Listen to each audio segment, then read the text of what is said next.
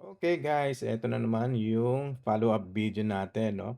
Simula kanina sa ginawa nating video. Yung naunang video na sinundan nito, yung presyo niya kanina nandito lang 'no. Tapos, sinabi natin na nagpasok yung fractal ng buy limit dito 'no. Ibig sabihin kung ang presyo kanina nandito at nagpasok siya ng buy limit dito, 'pag umabot ang presyo niya diyan sa 4,322 na 'yan,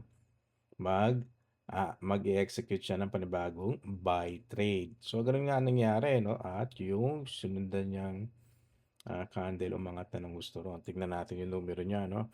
Ayun yung trade natin. Ayan, so nakuha niya sa presyo na 4,322 2 'no. Tapos ang TP natin dito is 4,605. So mataas yan, 300 pips na naman yung tina-target niya 'no. Kung saka-sakali 300 pips yan kung winning trade itong pasok ng robot natin. Ngayon kung hindi naman, meron siyang stop loss na 4,181, from 4,322 'no, mahigit 100 yan. So magne-negative tayo na mahigit 100 dito kung ito ay losing trade. Tingnan natin ulit yung chart, ayun 'no, patapos nitong candle natin malapit na yan kasi ayan 'no, 1 hour and 52 minutes na lang. So let's say matapos siya dito, o kaya yeah, let's say kung matapos siya diyan 'no, ibig sabihin mukhang pataas siya at aabutin niya yung resistance dun 'no.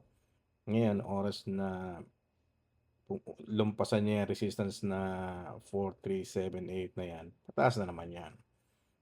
Pero siyempre 'pag nag-close siya dito, kung dito lang, bababa yan. Kasi resistance yan, eh. Baka magdo-drawdown na naman dito yan bago siya tuluyang umakyat papunta ron, 'no? Sige, meron na naman tayong upside trend na nakikita dito. I-monitor lang natin and then i-update ko lang kayo guys 'no.